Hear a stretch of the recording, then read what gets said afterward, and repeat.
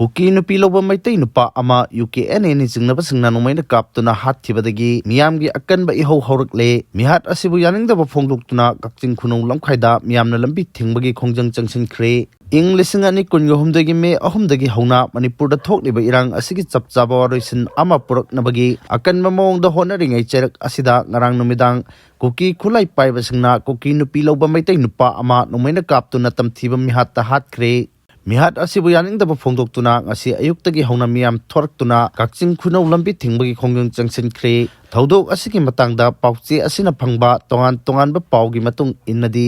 laikhidraba mioi adu kakching khunau chanma khonglekaidagi mayang lambam risikanta chahi 39 apokpa s tombi kawi risikanta asi Churchanpur district ki manung channa leiba tuibongda mahakki loina bi chingnu hapkikpa loina na leiminabani hairi ngarang numidang pung 3 lom taba matamda United Kuki National Army UKNA gi kadarni haina chingnaba sakhangdaba khulai paiba mioi kharana risikanta amasung mahakki loinabi chingnu hapkipu tuibongdagi farga ukhibani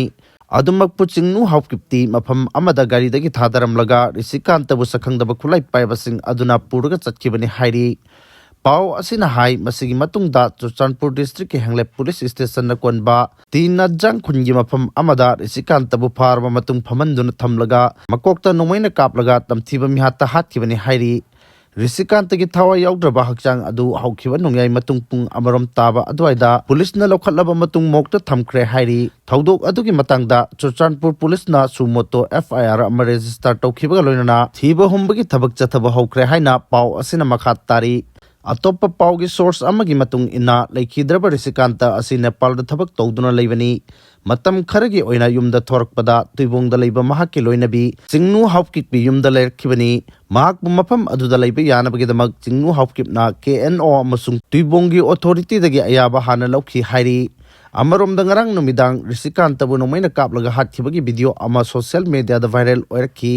video aduda risikanta na makhut lonaraga mahakpu phariba mioising aduda thawai kanbinaba haijabgi mamising uba fangkhi mahakki haijaba adu tabi batawdana UKNA gi kadarni chingnaba sakhangdaba sing aduna mahakki makokta Nongmeina kaplaga hatokhibani panba yabadi Manipur da president run thamlakhibadagi thorakliba irang asi aduki matik safare haina central amasung state ki luchingba kyana phongdokpa laikhre irang asigi safaba mami tarakpaga iroinana state asida popular government ama semnaba haujik akan mamawngda hotnaribani madugi saruk ama oina BJP gi Meitei amasung Kuki jo MLA sing New Delhi da punna mifam pangthokhiba laikhre adumakpu Kuki khulai paibasing amadi CSO kharana irang asigi chapchaba political warosin ama productive fawba Kuki jogi MLA tara popular government yawba yaroi haibagi wafam kayar khana thamba laikhrabani Haujik Manipur da tapna lakliba politician gi ohongba amasung thokliba irang asigi waroisin puruknaba lambi yatpa horokba asida yaningdaba oina risikantabo Nongmeina Kaptuna tamthiba mihatta hathiba asi achobo wahang ama oiri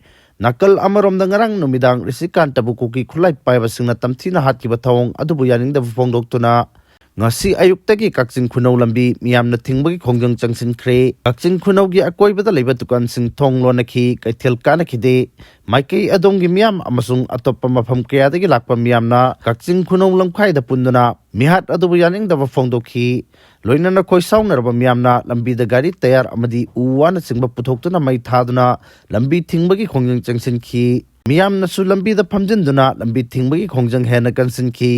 Pamda pathabok thoktanaba kakching police ki kangbuna thodok thofamda changsenduna ngak sengbagi akanba thabak lokhatkhi risikanta bu tuibongda leinabagi ayaba lokhi haiba yumpham yawdabani haina KNO na sengdorakli sakhangdaba khulai paibasingna ngarang pharba matung hatokhraba jingnu hapkip ki mapuroiba mayanglambam risikanta bu tuibongda leinabagi ayaba KNO amasung tuibong DSQ dagi lokhi hairiba adu yumpham yawdaba wafamni haina KNO na sengdorakli Hiram asigi matangda Kuki National Organization KNO gi Information and Publicity na thadorok patengdok warol amana hai mayang langbam risikantana tuibongda laklaga leirambagi wafam asi KNO na khangbalaitte amasung risikanta bu hathibagi thodok adu lopasiga karigumba hiram amatada mari leinadi haina cherol asina khangalakli minung silaitaba sanga na chatkadaba lichatni haina thadau NP Manipur na thadorok cherol amana phongdorakli Kakching khunau uchan makhong leikaidagi mayanglamam risikanta singhabu Kuki militant singna Churchanpur tuibongda leiba mahakki nupi mayumdagi faduna pukhraga Tinet Jangkhulda Nongmeina Kaptuna Hatkhre Hundok Lambagi Thodok Thadau NP Manipur Timna Akanma Mongda Yaningdaba Phongdok Pagaloinana Thodok Adu Minung Silektaba Sangana Chathagadaba Lichatni Haina Timgi Joint General Secretary Mangok Thadawna Khuyak Piduna Thadorokpa Zerol Amana Phongdorakli Zerol Asina Makhatana Hai Churchandpur District Headquarter da Leiba Tuibong Hainaba Mafam Asi Security Force na Kurak Hangdan Leiba Mafam Amani Mafam Asidagi Suspension of Operation Group da Leiriba Kuki National Organization KNO na Tauningbada Tauba Lo Leitaba Mafam Amagum Onthokli Handaki Thodok Asina Kuki Radicalism Singi Terrorism Extremism Oiba Thong Phongno Uthoktuna Maral Leitaba Misam Singda Onsinduna Amadi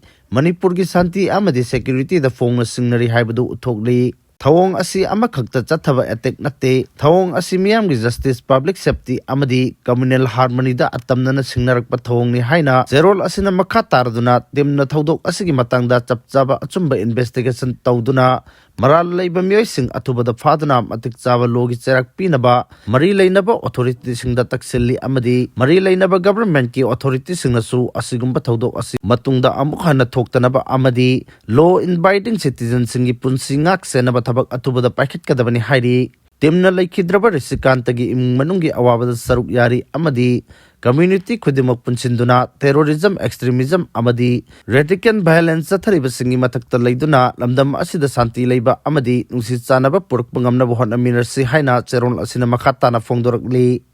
ISI Gamari Lenaba Gari Lising Ama Hena Huran Bada Chenaba Muslim Ama Fare Delhi Police na interstate lana gari huran bagi thodok singda chenaba singi mathakta ticket pa hokhibaga loinana Manipur ki Thawal district tagi ISI ga mari lainaba sarik satta gi di company associate oiba Juma Khan ko bomyoi ama Delhi Police na phagat pangam khre hairi police ki pauna hai Juma Khan asi India gi atoppa state sing tagi huran ba gari sing asi Manipur da pusilaktuna Manipur ki district singda supply tawduna yoli yamdrabada mahak na mapalam tagi huralakpa gari lising amarom Manipur state amadi North East state singda chaithokna yoli hairi Delhi Police na Thawal da leiba Juma Khan phakhiba asi Lising ani kunga mari gi jun tarukta gari huran bada chauna chenaba Rajbabu Elias akip kawamyoi ama Delhi Police na pharba matu makhata na chathakhiba investigation da phanglakhiba khudam changdam adugi matung inani haina Delhi Police ki Deputy Commissioner of Police Crime Sandeep Yadav na phongdorakli Officer asina makhatana phongdorakpada akipna makhatana phongdorakpada gari huran bagi karbar asi mahaki mamang nupa Amir Koba amaga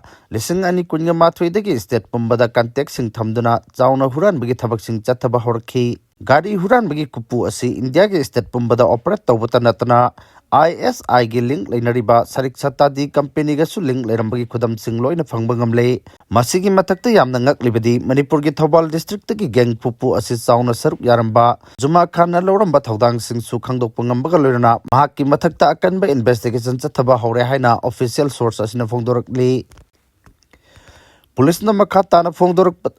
Police na makhatana phongdorakpada Juma Khan asi mamangda motorcycle huran bagi case amaga mari leina police na farba matung Tihar jail da leiringai da arkang kawba myoi ama thengnakhi mahakna Tihar jail dagi bail da thadoklaba matung tabal da chattuna arkan ga amuk unakhi aduga ISI ga mari leina riba Sata amasung Amir ga sukhangnaba horkhi asum tawduna geng kupu asi sagatuna Juma Khan da India gi mafam singdagi huralakpu gari sing supply tawduna mahakna Manipur amadi North East ki state singda huralakpu gari sing adu yontokpagi thabak asi mahakna chathai aduga India gi gari huran bagi khwaidagi chawba mafam asi Delhi